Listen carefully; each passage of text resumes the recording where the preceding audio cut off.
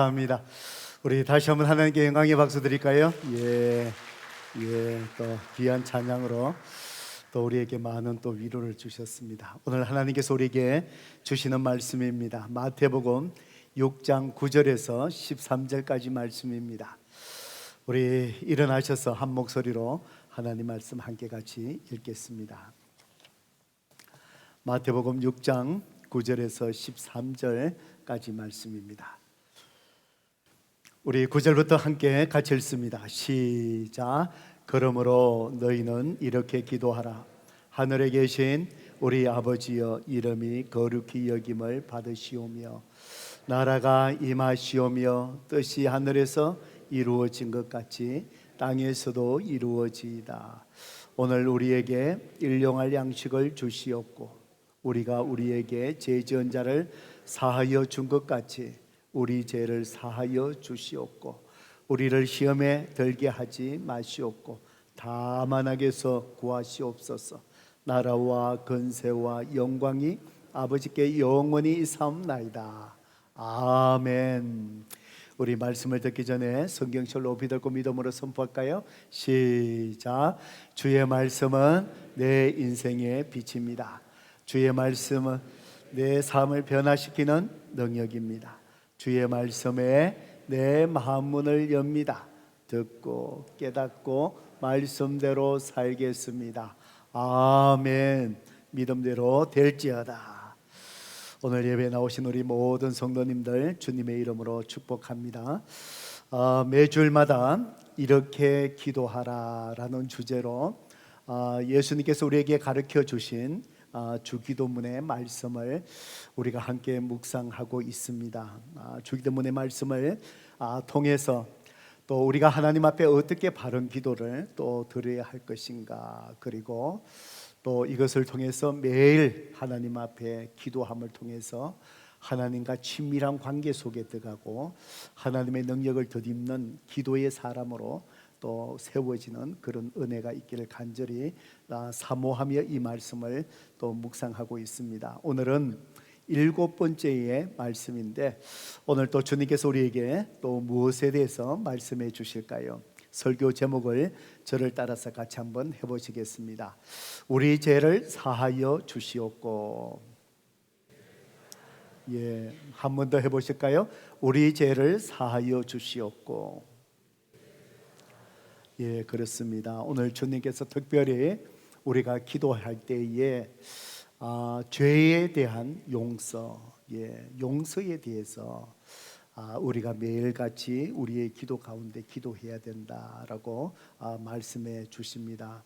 예수님께서 주기도문으로 우리에게 기도를 가르쳐 주시면서 크게는 두 가지 기도의 내용이었습니다. 앞부분은 하나님의 필요에 대한 기도를 드려야 된다라고 말씀하시고, 두 번째 큰 부분은 이제 우리의 필요에 대해서 하나님 앞에 구하라라고 말씀하시면서 이전에 첫 번째 우리의 필요에 대한 기도가 바로 무엇이었습니까?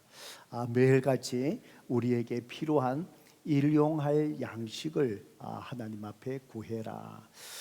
기본적으로 필요한 것을 구하되 매일같이 우리가 하나님이 공급해 주시는 은혜 속에 하나님을 의지하며 살아가는 삶을 또 배우게 그렇게 하셨습니다. 그리고 일용할 양식에 이어서 오늘 우리에게 두 번째로 우리의 필요에 대해서 구할 기도가 무엇인가에 대해서 주님이 계속해서 말씀해 주십니다.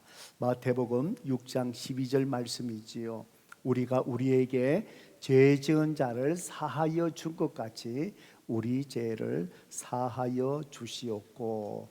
이렇게 두 번째로 너희들의 필요에 대해서 기도하는데 그것이 바로 뭐냐? 죄 사함, 용서에 대한 기도다라고 그렇게 말씀합니다. 주님께서 우리의 필요에 대해서 가르쳐 주신 기도를 가만히 생각해 보면은 먼저는 일용할 양식이었죠. 중요합니다. 먹고 마시고 우리의 삶 속에 기본적으로 필요한 것들 주님이 공급해 주셔야 되지 않습니까? 중요합니다. 이어서 죄 용서에 대해서 말씀합니다. 가만히 생각해 보면은 우리가 매일 살아가는 일용할 양식뿐만 아니라 어떤 의미에서 더 중요한 것은 우리가 하나님 앞에 용서함을 받고 사람과 사람 사이의 관계 속에서 서로 용서하고 용서받는 삶이 어떤 의미에서 일용할 양식보다도 더 중요한 것이 아닐까, 그런 생각을 하게 됩니다. 여러분, 레오나르도 다빈치가 그린 걸작 중에 최후의 만찬, 여러분 잘 아시지요? 그 그림을 그릴 때에 일화가 있습니다. 이 레오나르도 다빈치가 예수님의 최후의 만찬을 그리면서 제일 먼저 예수님을 배반하고 예수님을 판 가룟 유다의 얼굴을 먼저 그렸다고 합니다. 그 그림을 그릴 때 가룟 유다의 그 얼굴의 이 이미지를 어떤 모습으로 그릴까를 화가로서 생각을 하겠지요. 그러면서 며칠 전에 레오나르도 다빈치가 자기 가까운 친구하고 심하게 다투었답니다. 그래서 그 친구에 대한 분노와 정오심이 있어서 그래서 가룟 유다의 얼굴을 그릴 때에 자기가 미워하고 있는 다투었던 그 친구의 얼굴의 모습을 기억하면서 그걸 가룟 유다의 얼굴로 표현을 해서 그렸습니다. 그리고 난 다음에 레오나르도 다빈치가 예수님의 얼굴을 이제 그리려고 했답니다. 그래서 예수님의 얼굴을 어떤 모습으로 잘 이렇게 그려낼 수 있을까? 어떤 영감들, 그것을 또 기도하면서 생각을 하는데 도무지 떠오르지를 않는 거예요. 하루를 지납니다. 이틀을 지나면서 막 내면 속에서 갈등을 합니다. 이 예수님의 그 얼굴의 모습이 이 화가로서 뭔가 영감이 떠오르지를 않는 거예요. 그래서 며칠을 갈등하다가 이 레오나르도 다빈치가 발견한 것이 바로 뭐냐? 왜 이렇게 예수님의 얼굴을 그리는데 영감이 떠오르지 않을까? 왜 이렇게 되지 않을까? 괴로워하는데 그가 깨달은 것이 바로 무엇이냐면은 레오나르도의 그 마음 속에 있는 친구를 향한 정오심, 이것이 자기 자신을 지금 무너뜨리고 있다라는 것을 깨닫게 되었습니다. 그 분노와 정오심이 그 속에 계속해서 있다 보니 자기의 영이 맑아지지를 못하지요. 그래서 가장 소중한 예수님의 그 얼굴의 모습을 그리려고 하는데 그 영감이 떠오르지를 못하는 거예요. 왜냐하면 그 속에 있는 친구를 향한 분노와 미움과 정오심인 거예요. 그걸 깨닫고 이제 레오나르도 다빈치가 친구의 그 얼굴의 모습을 그렸던 가룟 유다의 얼굴을 지워버렸습니다. 그리고는 자기 친구를 찾아가서 또 용서를 구하고 화해를 하고 그렇게 한 다음에 그래서 이제 그려낸 것이 최후의 만찬, 이 유명한 걸작품을 그려냈다라는 유명한 일화가 있습니다. 성도 여러분, 이것은 바로 우리에게 무엇을 말씀해 주시느냐면은 우리가 누군가를 용서하지 못하고 내 속에 있는 미움들, 정오심들, 누구를 향한 미움의 생각들, 이것의 최대 피해자가 누구냐? 바로 미워하고 있는 내 자신이다라는 사실입니다. 내가 누군가를 미워하고 있으면은 그 순간부터 내 자신의 마음속에 병들어가기 시작합니다. 하나님 앞에 기도가 막히기 시작하지요. 그 미움이 내 마음속에 자리 잡고 있을 때 하나님 앞에 올려드리는 예배의 생활이 제대로 되지 못할 것입니다. 그리고는 그것이 심해지면은 그 미움이 쏜뿌리가 되어서 내 영혼이 자꾸 말라가게 되지요. 죽게 되지요. 결국은 그것이 심해지다 보면은 내 육신의 질병까지 생기게 만든 경우를 우리가 많이 경험하게 됩니다. 성도 여러분, 그렇기 때문에 어떤 의미에서 주님께서 우리에게 필요에 대한 기도를 가르쳐 주시면서 너희들에게 필요한 일용할 양식을 위해서 먼저 기도해라. 저는 이것보다도 더 우리에게 중요한 것은 일용할 양식보다도 바로 제사함과 용서가 아닌가, 그런 생각을 합니다. 내 속에 용서받지 못한 죄악, 미움들, 그것이 여전히 내 마음을 지배하고 있는 한 우리에게 일용할 양식이 아무리 풍부하게 있다 한다 할지라도 그것이 우리에게 무슨 소용이 있겠습니까? 미워함 속에서 용서받지 못한 것 속에서 내 속에 마음의 평안이 없다면은 바로 아무리 좋은 집에 거한다 할지라도, 좋은 음식을 먹는다 할지라도, 좋은 옷을 입는다 할지라도 그것이 결코 우리에게 도움이 되지 못할 것이 아닐까 생각을 합니다. 그래서 주님은 우리에게 필요한 일용할 양식을 구하라 하시면서 이어서 또 중요한 제사함, 용서에 대해서 매일같이 우리가 기도해야 된다라고 주님은 오늘 우리에게 그렇게 가르쳐 주십니다. 저는 주님의 이 용서에 대한 기도 가르침을 묵상하면서 우리가 매일같이 제 삶과 제 용서를 위해서 기도할 때 우리가 꼭 기억해야 될 두 가지 중요한 사실을 주님께서 오늘 저와 여러분에게 말씀해 주십니다. 첫 번째로, 제 용서를 위해서 기도할 때 성도 여러분 꼭 기억하셔야 될 것은 하나님의 임재, 하나님이 나와 함께 하시고 내 삶 속에 베풀어 주신 하나님의 은혜를 내 매일의 삶 속에 경험하기 위해서는 저와 여러분이 반드시 죄에 대한 용서를 받아야 된다라는 사실을 꼭 마음속에 새겨야 합니다. 되돌려서 바꾸어 얘기한다면 우리가 하나님 앞에서 사람과의 관계 속에서 죄 사함, 용서함이 해결되지 못한다면은 내 삶 속에 하나님의 임재와 하나님의 은혜가 자꾸 막혀간다라는 사실입니다. 그래서 마태복음 6장 12절 다시 봅니다. 우리가 우리에게 죄 지은 자를 사하여 준 것 같이 우리 죄를 사하여 주옵시고. 그래서 예수님은 하나님 앞에서 우리가 매일같이 우리 죄를 사하여 달라고, 하나님의 용서를 매일같이 기도하라라고 그렇게 말씀합니다. 성도 여러분, 우리가 예수님을 구세주로 믿을 때에 주님이 십자가에 우리 죄를 짊어지시고 피 흘리신 보혈의 공로로 우리가 근본적으로 죄 사함을 받습니다. 그때 죄 사함을 받는 그 죄를 우리는 원죄라고 그렇게 구별해서 표현을 합니다.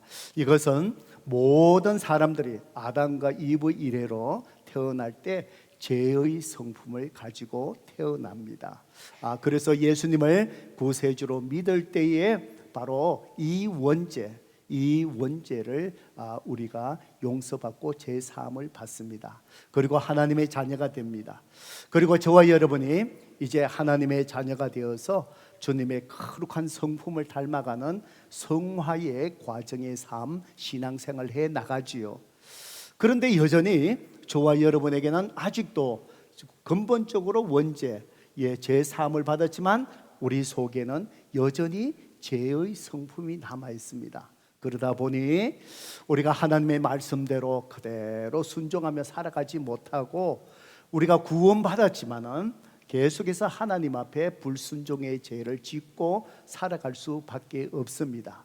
바로 이 죄를 원죄와 구별해서 우리는 자범죄라고 그렇게 표현을 합니다.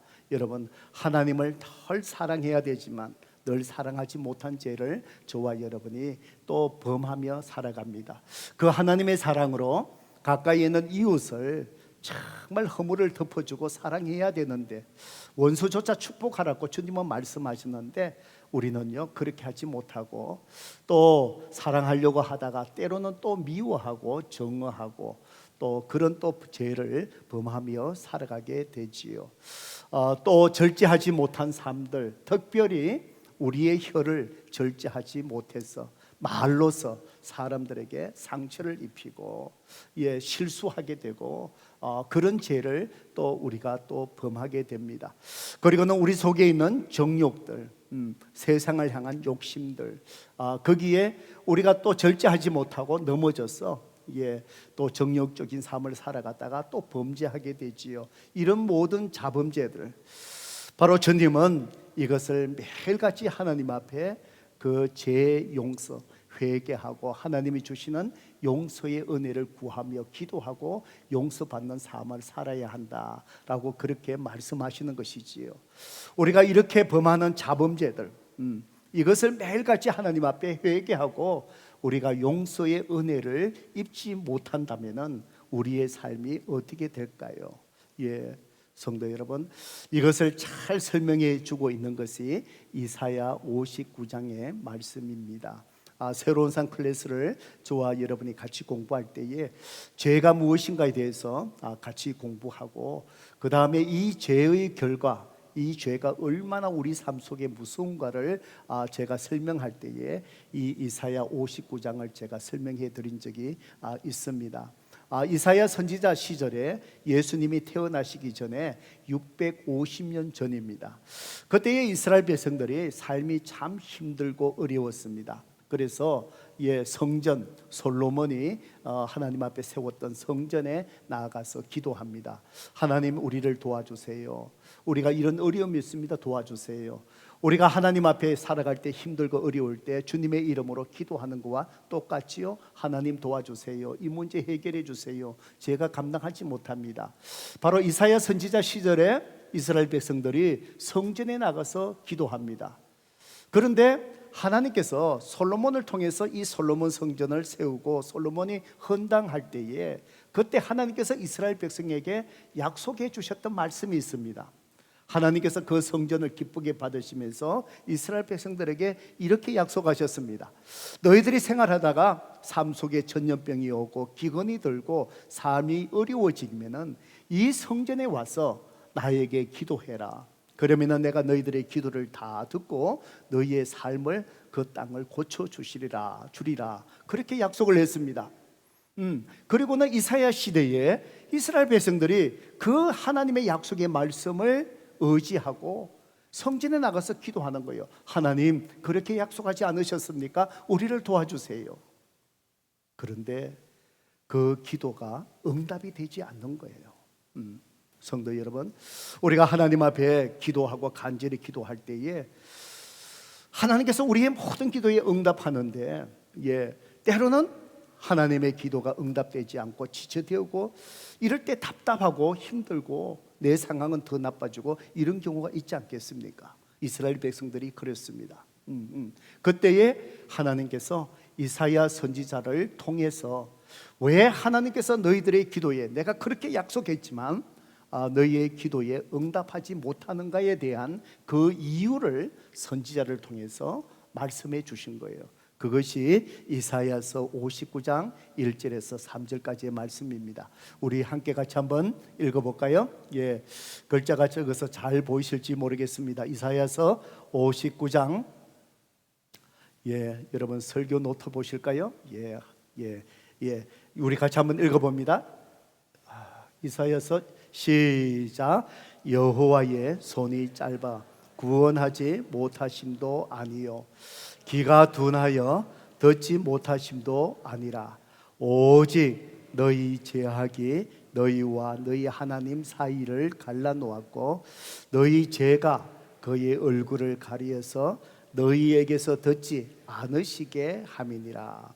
이는 너희 손이 피에 너희 손가락이 죄악에 더러워졌으며 너희 입술은 거짓을 말하며 너희 혀는 악독을 내미라 그랬습니다. 1절 말씀에 보면은 하나님이 말씀합니다. 비유적인 표현이지요. 여호와의 손이 짧아서 구원하지 못한 것도 아니다. 하나님의 능력이 없어서 너희들이 기도하는 내용에 도와주지 못해서 그런 것도 아니다. 그리고 하나님께서 귀가 둔하여 너희의 기도를 듣지 못한 것도 아니다. 사람처럼 연세가 많으셔서 잘 안 들려서 너희가 기도하는 내용을 듣지 못해서 내가 응답하지 못하는 것도 아니다. 그러면서 2절 말씀에 뭐라 그럽니까? 오직 너희 무엇이요? 죄악이. 오직 너희 죄악이. 어떻게 해요? 너희와 너희 하나님 뭐를 갈랐다고요? 사이, 세퍼레이션입니다. 사이를 갈라놓고 너희 무엇이, 너희 죄가 그의 얼굴을 가리어서, 하나님의 얼굴을 가리어서 하나님의 은혜가 막혔다 이 말입니다. 성도 여러분, 그렇습니다. 하나님께서 이스라엘 백성들에게 기도할 때 다 응답하고 너희 삶의 모든 것을 고쳐주시리라 약속하셨지만 하나님이 응답하시지 못하신 이유가 바로 뭐지요? 백성들 손에, 너희들에게 손에 피가 묻어 있고 너희 손가락이 죄악으로 더러워져 있다. 예, 너희가 죄악으로 덮여져 있어. 그래서 너희와 내 사이에 세퍼레이션, 사이가 벌어졌다. 그리고 내 얼굴을 너희의 죄악이 가리워서 하나님이 베푸시고자 하는 은혜가 가리워졌다라고 그렇게 말씀합니다. 성도 여러분, 오늘 우리가 매일같이 살아가면서 정말 주님께서 죄 사함을 위해서 하나님 앞에 그렇게 기도하라, 그렇게 말씀하신 이유가 바로 우리가 하나님 앞에 죄 사함, 용서의 은혜를 받지 못하면은 바로 하나님이 우리와 함께 하시는 임재, 하나님의 은혜가 막히게 된다라는 사실입니다. 성도 여러분, 오늘 우리가 하루하루 살아가는 것, 하나님의 은혜 없이 살아갈 수 없는 것을 우리가 알지 않습니까? 오늘 이 자리에 나와서 예배드릴 수 있는 것, 그저 내가 당연하게 나온 것이 아니라 정말 주님 앞에 나와 예배드리고 싶어도 건강이 허락하지 못해서 나오지 못하신 분들이 많이 계세요. 오늘 일부 예배에 우리 장지수 권사님 90세가 넘으셨습니다. 이제 몸이 많이 연약해지셔서 매주 자지 못하세요. 못 나오세요. 원래 저에게 말씀하셔요. 목사님, 제가 한 달에 한 번은 꼭 주님 전에 나와 예배 드릴 수 있게끔 기도해 주세요. 그리고 오늘 일부 예배 나오셨어요. 예, 오실 때마다 제가 붙들고 권사님을 위해서 축복 기도해 줍니다. 하나님, 귀한 발걸음 할 수 있도록 건강 주셔서 감사한데 하나님, 다음 달에도 이렇게 주님 전에 나와서 예배 드릴 수 있도록 건강을 지켜주세요. 예, 하나님이 우리의 마음이 사모해도 건강을 허락해 주셔야 나옵니다. 우리 오늘 집사님이 기도하셨지만 우리 알렌에 어저께 총기 난사 사고 일어났지 않아요? 그죠? 예, 참으로 아무런 이유 없이 그 자리에 그 시간에 또 있다 보니 또 뜻하지 않게 또 죽음을 당하고 슬픔 속에 있는 사람들 지금 있지요. 우리 지역에서 일어났지요. 알렌에서, 달라스 지역대. 예, 여러분, 하나님의 은혜가 우리 삶 속에 있어야 됩니다. 하나님이 우리를 지켜주셔야 합니다. 보호해 주셔야 합니다. 여러분의 기업들 하나님이 지켜주셔야 합니다. 여러분의 자녀들, 우리 부모들이 다 힘을 다해서 자녀들에게 모든 걸 쏟아붓고 키웠지만 하나님이 여러분의 자녀를 지켜주셔야 됩니다. 한순간에 유혹에 빠지게 되면 지금까지 해올랐던, 애썼던 모든 것들이 한순간에 다 무너져 내버려요. 우리는 주위에서 수없이 그런 것을 목격합니다. 하나님이 지켜주셔야 됩니다. 은혜로 베풀어 주셔야 됩니다. 그 하나님의 임재와 하나님이 도우시는 그 은혜를 가로막는 것이 무엇이라고요? 죄라는 것입니다. 죄라는 것입니다. 성도 여러분, 그렇습니다. 오늘 여러분 삶 속에 하나님의 도우심이 필요하십니까? 우리는 하나님 앞에 우리 자신을 돌아보고 회개하고 하나님 앞에 죄 용서를 구하는 바로 그 기도를 주님께서 가르쳐 주신 대로 시작하셔야 합니다. 오늘 여러분 삶 속에 자꾸 문제가 생깁니까? 어려움이 생깁니까? 자꾸 짜증이 나십니까? 자꾸 사람의 관계가 깨어지십니까? 모든 것이 불편합니까? 상황이 자꾸 여러분 삶 속에 힘들게 만듭니까? 성도 여러분, 기억하십시오. 눈에 보이는 것이 문제가 절대 아닙니다. 여러분이 점검하셔야 될 것이 무엇인 줄 아세요? 하나님과 여러분의 관계를 점검하세요. 예, 여러분, 하나님과의 관계가 불편하면은 모든 사람의 관계가 불편해져요. 하나님의 관계가 불편해지면은 모든 상황이 자꾸 힘들어요. 원망스러워요. 불평해요. 자꾸 원망이 나와요. 모든 삶이 편하지 못해요. 짜증이 나요. 아무것도 없는데 그 말 한마디에 상처가 막 돼요. 하나님과의 그 관계가 불편함, 그것이 바로 뭔지 아세요? 내가 하나님 앞에 바르게 서지 못한 그 범죄함, 죄악이 있을 때에, 하나님의 얼굴을 가리게 될 때, 임재를 상실하게 될 때, 은혜가 막히기 시작할 때, 내 삶 속에 사람의 관계, 내가 하는 모든 삶 속에 모든 것이 다 드라이어 된 거예요. 어려워지는 거예요. 힘들어지는 거예요. 성도 여러분, 그렇습니다. 우리 삶 속에 계속해서 자꾸 문제가 생깁니까? 어렵습니까? 하나님 앞에 내 자신과 내 가정을 돌아보며 하나님 앞에 무엇이 잘못됐는가, 하나님의 관계 속에서 내가 뭐가 지금 잘못되어 있는가, 바로 그것들을 돌아보면서 주님이 말씀하신 대로 제 용서함, 제 사함을 받고 하나님의 관계가 잘 회복됨을 통해서 그 은혜가 막히지 않고 계속해서 여러분의 영혼 속에 흘러가고 여러분의 영혼이 자꾸 건강해지고 강건해지고 활력이 생기고 여러분 삶 속에 하나님의 은혜로 충만해지는 그런 회복의 은혜가 여러분 가운데 있기를 주님의 이름으로 축복합니다.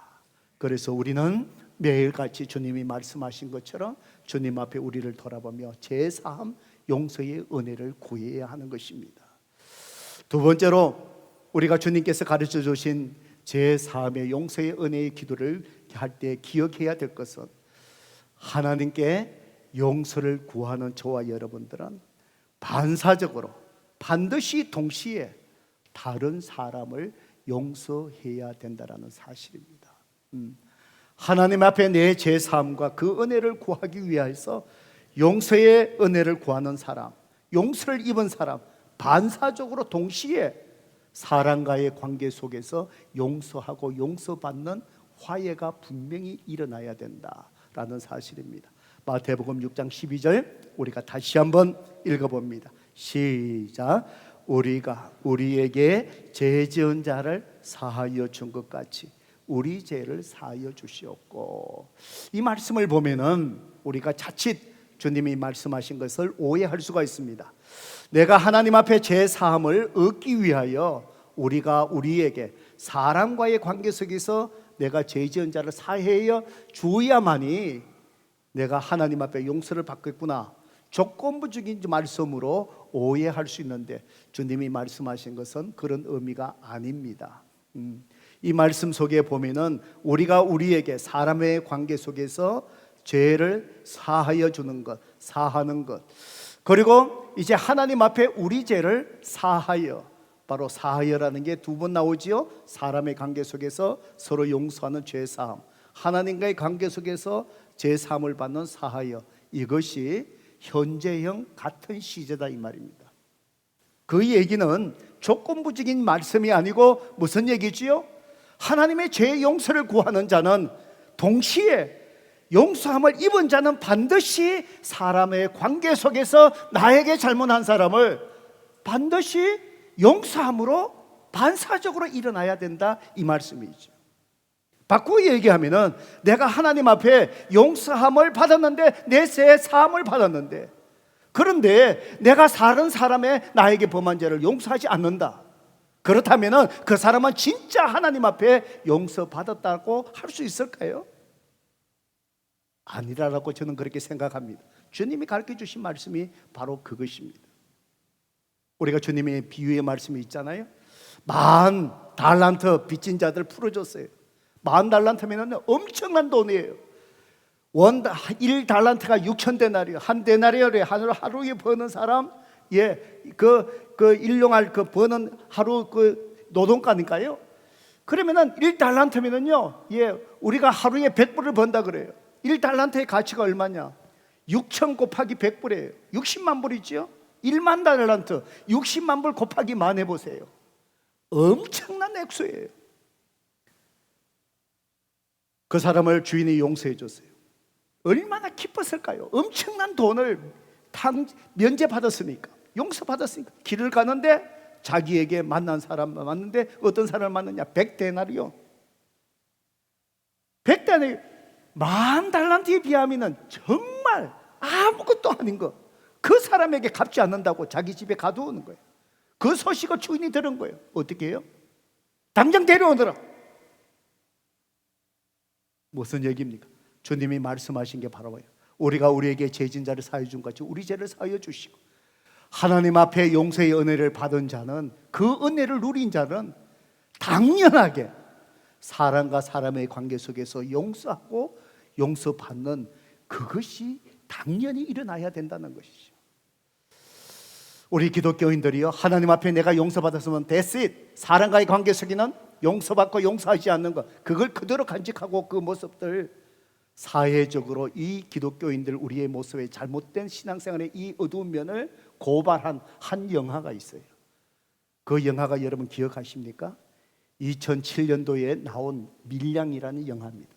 아마 이 중에 많이 보신 분들이 계실 거예요. 2007년 그때 제 기억에 우리 박정호 목사님이 저희 교회 부목사로 계실 때 우리 대전수양에 정교인 수양에 갔습니다. 첫날 저녁에 정교인이 그 영화 상영했던 게 바로 이게 밀양이었어요. 밀양을 다 보고 우리가 기독교인 관점에서 이게 뭐가 문제인가 우리 토론하고 그런 시간을 가진 적이 있습니다. 이 밀양의 영화가 이렇습니다. 시내라는 한 여인이 있었습니다. 이 여인이 부모가 반대하는 결혼을 했습니다. 결혼을 하고 아들을 낳았습니다. 준이라는 아들을 낳았어요. 행복하게 살고 있습니다. 그런데 이 남편이 외도를 해서 바람을 피운 거예요. 바람을 피우다가 교통사고로 그만 이 남편이 죽어버렸어요. 부모가 반대하는 결혼을 했고 남편이 교통사고로 죽어버렸고요. 이제 아들만 덩크레니 혼자 남았어요. 그래서 이 시내라는 여인이 아들을 데리고 남편의 고향 밀양으로 갑니다. 밀양으로 갑니다. 아무도 아는 사람 없어요. 거기에서 아들만 데리고 이제 새로운 삶을 시작합니다. 그래서 열심히 상처를 이제 회복하면서 살아가고 있는데 또 힘든 어려운 일들이 일어나는데 이 아들 준이 이 아들 하나 보고 살아가는데 유괴를 당한 거예요. 그리고는 이 아이가 시체로 발견됩니다. 유괴범에게 죽임을 당하는데 그 유괴범이 누구냐? 이 아이가 가는 그 밀양의 유치원 원장인 거예요. 그 지역에 그 유괴돼서 이 아이가 죽어버렸어요. 시내라는 이 여인이 얼마나 고통스러울 거야. 남편 잃고 남편 고향 밀양에 와서 아들이 유괴범에 의해서 또 죽게 되고 고통스러워합니다. 그때 누군가가 크리스찬을 통해서 전도를 받고 교회를 나갑니다. 신앙을 갖게 됩니다. 그러면서 이제 하나님을 의지하며 신앙생활하면서 남편을 잃어버렸던 상처들, 유괴범에서 죽었던 내 아이에 대한 고통들, 이것들이 이제 신앙으로 이겨나가는 거예요. 이제 마음이 하나하나 하나님께서 싸매어 주신 거예요. 그러다가 이제는 많이 회복이 되어서 시내라는 이 여인에게 하나님께서 이런 마음을 주신 거예요. 네 아들을 죽인 유괴범을 용서해라. 그래갖고요 감옥소에 갇혀있는 그 유괴범 유치원 원장 그 사람을 용서하기 위해서 시내가 찾아가는 거예요. 면회 신청을 했습니다. 자기 아들 죽인 유괴범 그 사람을 맞이했습니다. 그때 이 감옥에 있는 유괴범이 시내에게 얘기하는 그 말, 그 태도 때문에 지금까지 신앙으로 잘 회복하며 왔던 이 시내가 폭발해버립니다. 하나님을 향하여 분노를 폭발합니다. 이해되지 않는 그 일들에서 하나님의 분노합니다. 이 유괴범이 시내에게 뭐라고 얘기했는 줄 아십니까? 이렇게 얘기합니다. 나는 예수님을 믿고 감옥소에서 예수님을 믿고 이미 주님께 내 죄를 회개하고 용서를 받았습니다. 뻔뻔하게 얘기합니다. 그리고는 아주머니도 주님 품 안에서 지내는 것을 보니 참 다행스럽습니다. 이 말에 시내가 폭발해버린 거예요. 정말 잘못했다는 이 한마디 말조차도 없고 나도 이 감옥소에서 회개하고 하나님 앞에 제가 용서를 받았습니다. 당신도 예수님 믿고 주님 안에서 이렇게 참 지금 살아가니 다행스럽습니다. 그래서 시내가 하나님을 향하여 폭발하면서 얘기합니다. 용서. 하나님이 저 인간을 용서했대. 하나님이 저 인간을 용서했는데 내가 지금 저 사람을 어떻게 내가 용서해? 내가 그 인간을 용서하기도 전에 어떻게 하나님이 저 사람을 먼저 용서할 수 있단 말인가? 나도 아직도 용서 안 했는데 저 사람도 나에게 용서라는 말을 한마디도 하지 않는데 어떻게 하나님이 내가 저 사람을 용서하기 전에 어떻게 하나님이 저 사람을 용서했단 말인가?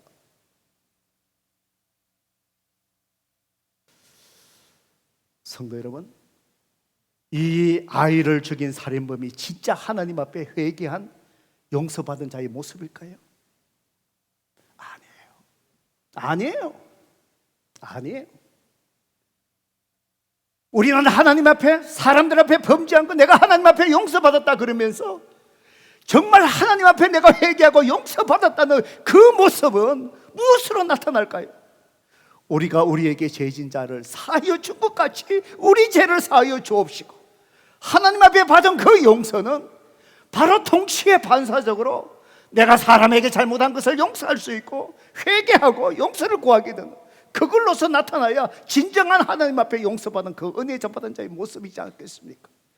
내가 만 달란트에 그 용서의 탕감을 받았다면 100달란트요, 당연히 용서해주는 하나님의 용서를 받은 자는 당연히 그것을 용서하는 모습으로 나타나야 진정으로 용서받은 자의 모습이에요. 오늘 저와 여러분이 감옥 속에 있는 유괴범의 그 모습대로 신앙생활하는 그 모습이 우리의 모습인 거예요. 영화를 통해서 우리의 어두운 면을 고발하고 있는 거예요. 그 사람의 모습은 하나님 앞에 진정한 회개한 자의 모습이 아니에요.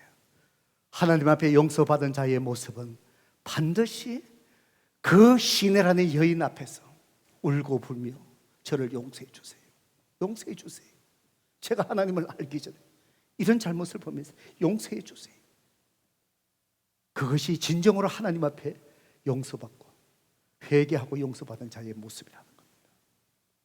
성도 여러분, 그렇습니다. 오늘 성경은 마태복음 5장 23절 24절 뭐라고 말씀하십니까? 우리 같이 읽어볼까요? 시작. 그러므로 예물을 제단에 드리다가 거기서 내 형제에게 원망 들을 만한 일이 있거든, 생각나거든, 예물을 제단 앞에 두고 먼저 가서 형제와 화목하고 그 위에 와서 예물을 드리라. 뭘 얘기할까요? 성도 여러분, 하나님 앞에 진정으로 예배드리는 자의 모습, 하나님이 기뻐 받으시는 예배가 되려면 바로 뭘까요? 사람과의 관계 속에서 용서하고 용서받은 화해가 일어나야 돼요. 사람들에게 원망받을 만한 그것을 품은 채에 내가 하나님 앞에 나와 예배드리는 그 예배의 모습들, 이원화된 우리의 모습, 하나님께서 그 예배를 기뻐 받으실까요? 예물을 그 자리에 놓고 가서 원망받을 만한 그 형제와 먼저 뭘 하는 거예요? 화해하라. 무슨 얘기입니까? 오늘 주님이 가르쳐주신 이 말씀이 바로 뭘까요?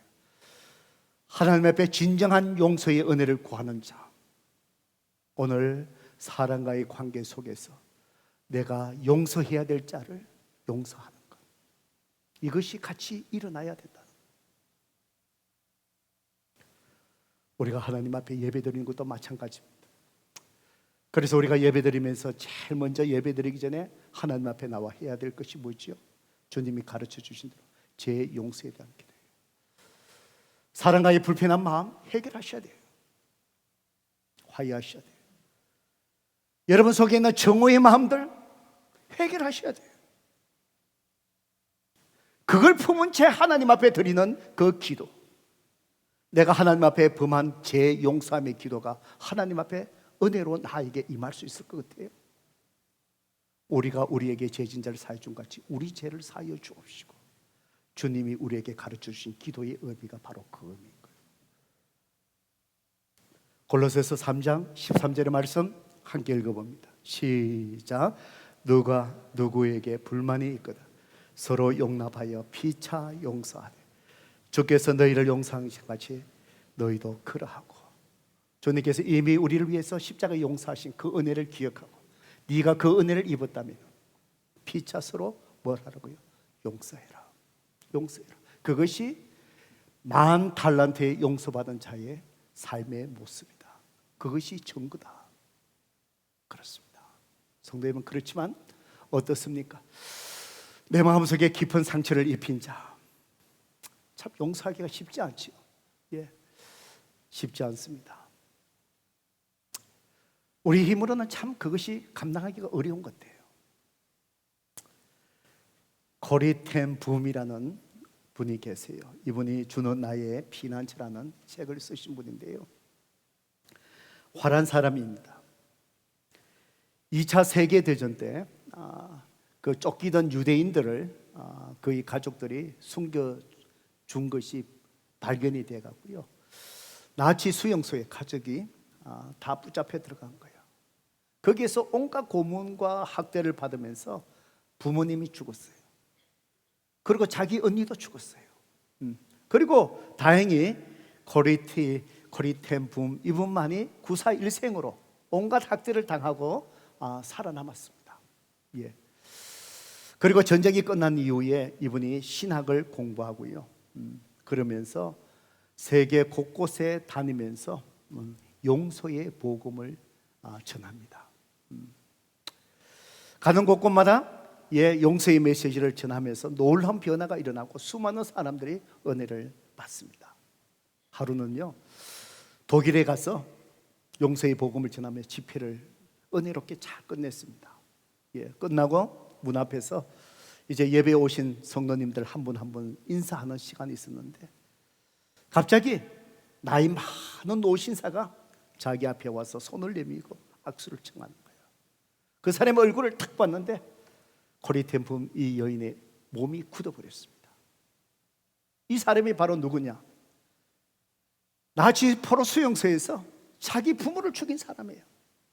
옷을 벗기고 자기를 그렇게 학대했던 사람이에요. 포로 수용소의 독일 군인이었어요. 간수였어요. 자기가 수없이 용서의 복음을 전하는데 당장 자기에게 그렇게 상처를 입히고 자기 부모를 죽게 한 사람이 자기 앞에 딱 나타난 거예요. 손을 내밀고 있는 거예요. 악수하고. 코리텐 붐 이 여인이 손이 나가질 않아요. 몸이 얼어버렸어요. 그때에 그분 안에 계시는 성령님께서 말씀하시더라는 거예요. 이분의 간증입니다. 내가 십자가에서 나를 못 박고 죽이고 침 뱉고 채찍으로 때리고 조롱하고 가시관 씌워서 나를 괴롭힌 사람들 봐라, 내가 다 용서했지 않느냐. 그러니 너도 저 사람을 용서해줘라. 그 성령의 음성을 듣고 이 여인이 몸을 푹 떠는 거예요. 주님의 말씀은 알지만 그 속에 있는 상처들, 부모를 죽인 정오감, 그 얼굴을 보는 순간에 막 올라오는 거예요. 감당이 안 되는 거예요. 그때 주님 앞에 속으로 기도합니다. 하나님 도와주시지 않는다면 저 사람 제가 용서할 수 없습니다.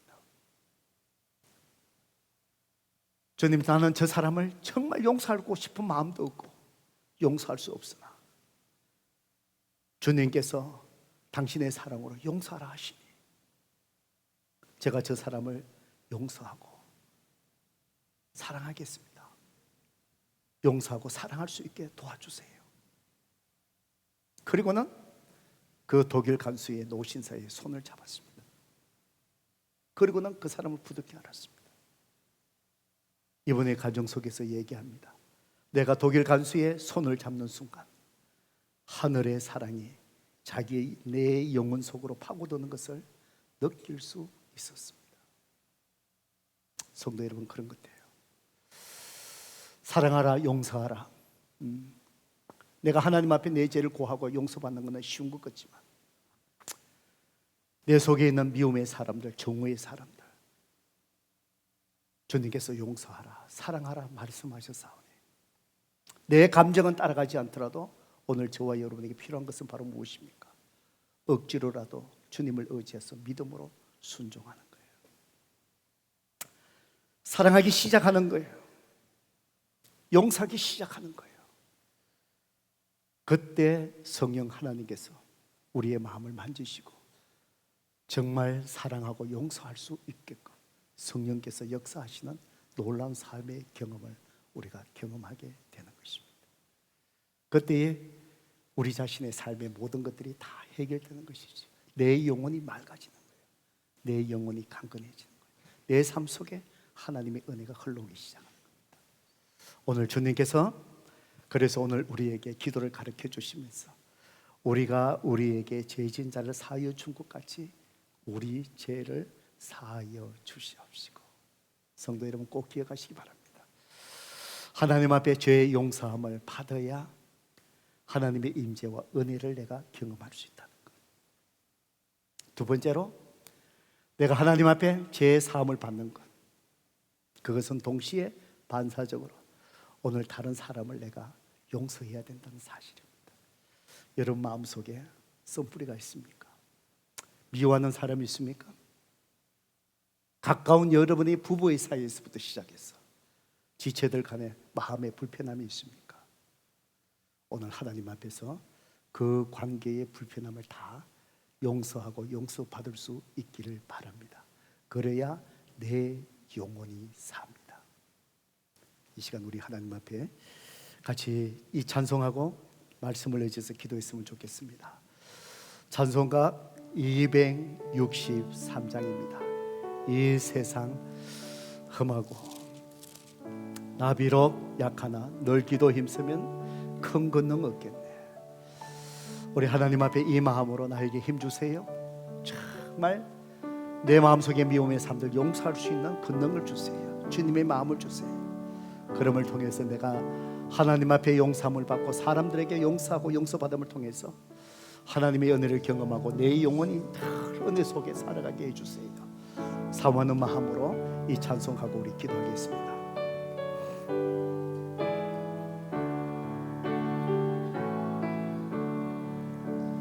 이 세상 험하고 나 비록 약하나 널 기도 힘쓰면 큰 권능 얻겠네.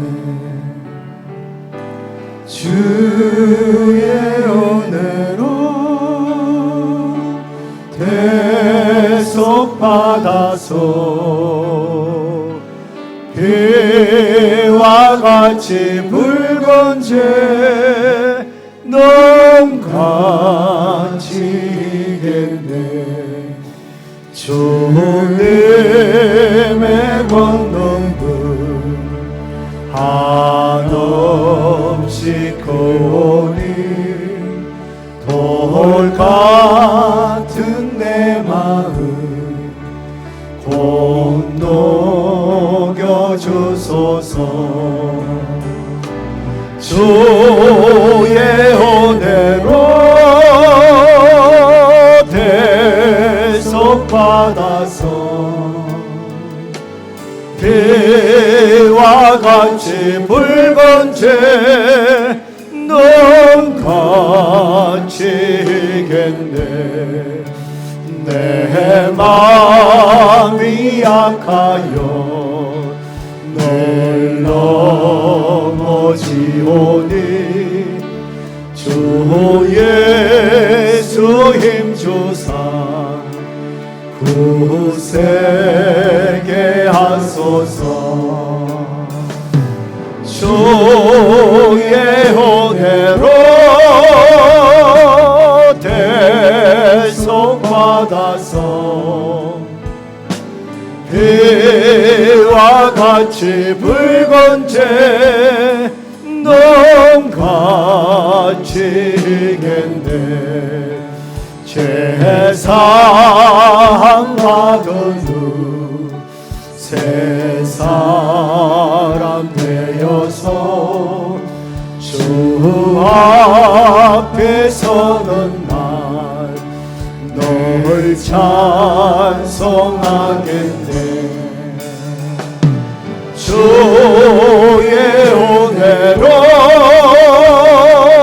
대속받아서 배와 같이 붉은 죄 눈같이 이겠네. 이 시간 우리 반주하신 동안에 우리의 말씀을 의지해서 기도하십시다. 성도 여러분, 하나님의 도우심이 필요하십니까? 하나님의 은혜를 사모하십니까? 여러분의 삶 속에 계속해서 뭔가 막힘이 있습니까? 불편하십니까? 환경이 힘드십니까? 하루하루가 참 힘들게 살아가십니까? 오늘 눈에 보이는 이 삶의 여러 가지 외적인 요소가 먼저인 것은 아닌 것 같아요. 제일 먼저 우리가 하나님의 관계를 점검하셔야 돼요. 오늘 여러분과 하나님의 관계를 돌아보셔야 돼요. 아직도 하나님 앞에 내가 온전히 자백하고 회개하지 못한 것이 무엇입니까? 아직도 하나님 앞에 바르게 잡지 못하고 있는 것이, 바르게 세우고 있는 것이 무엇입니까? 결단하지 못하고 있는 것이 무엇입니까? 여러분의 가정을 돌아보셔요. 하나님의 시각에 보셔요. 하나님이 안타까워하시는 모습이 무엇일까요? 하나님 앞에 이것을 놓고 기도하셔야 됩니다. 우리의 허물들, 우리의 범죄, 부모로서 또 자녀로서 내가 하나님 앞에 바르게 서지 못한 것, 우리가 먼저 하나님 앞에 제사함을 받으셔야 됩니다. 동시에 사람의 관계를 한번 돌아보시기 바랍니다. 가족의 관계를 돌아보시기 바랍니다. 여러분 속에 썸뿌리 미워하는 사람이 무엇입니까? 여러분이 하나님 앞에 이것을 뽑아내셔야 됩니다. 해결하셔야 됩니다. 용서하셔야 됩니다. 용서를 구해야 됩니다. 화해를 이루어야 됩니다. 그래야 그 속에 하나님의 은혜가 흘러가고, 그래야 내 영혼이 삽니다. 그렇지 않으면 내 영혼이 메말라갑니다. 은혜의 강물이 막힙니다. 삶은 힘들집니다. 감당하기 어렵습니다. 이 시간 우리 하나님께서 이 시간 여러분에게 성령께서 분명히 말씀하신 것이 있을 것입니다. 미루지 마시고 이 시간 소리내어 하나님 앞에 결단하십시다. 하나님께서 역사하실 것입니다. 이 시간 하나님 앞에 결단과 헌신의 기도 주님 앞에 드리십시다. 기도하겠습니다. 아버지 하나님, 오늘도 주께서 주시는 이 말씀을 통하여 참으로 우리의 모든 사정을 아시는 하나님께서 각자가 들어야 될 주님의 성령의 음성을 하나님께서 각자에게 들려주신 줄 압니다. 아버지 하나님, 이 시간 내면 속에서 일어나는 성령의 그 목소리 피하지 않게 하시고, 아버지 숨기지 않게 하여 주시고, 억누르지 않게 하여 주시고, 변명하지 않게 하여 주시고, 성령의 음성이 하나님 저들이 순종케 하여 주시고, 저들의 입술을 열어 정말 하나님 앞에 자백하게 해주세요. 회개하게 해주세요.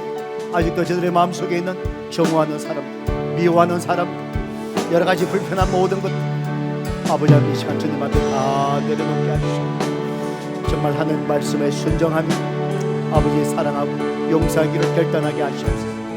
여러분을 통해서 하나님께서 역사하여 주셔서 아버지 하나님 모든 것들이 해결받게 하시고, 하나님의 용서의 영생가 강물같이 흘러가게 하시고, 저들의 가정 속에 넘쳐나게 하시고, 하나님의 임재와 하나님의 은혜가 저들의 삶 속에 늘 머무는 아버지 하나님 성령님이 주시는 기쁨과 즐거움과 감사함, 저들의 심령성에 회복될 수 있는 오 하나님 이 시간 역사하여 주시옵소서. 오 주여 하나님 감사합니다.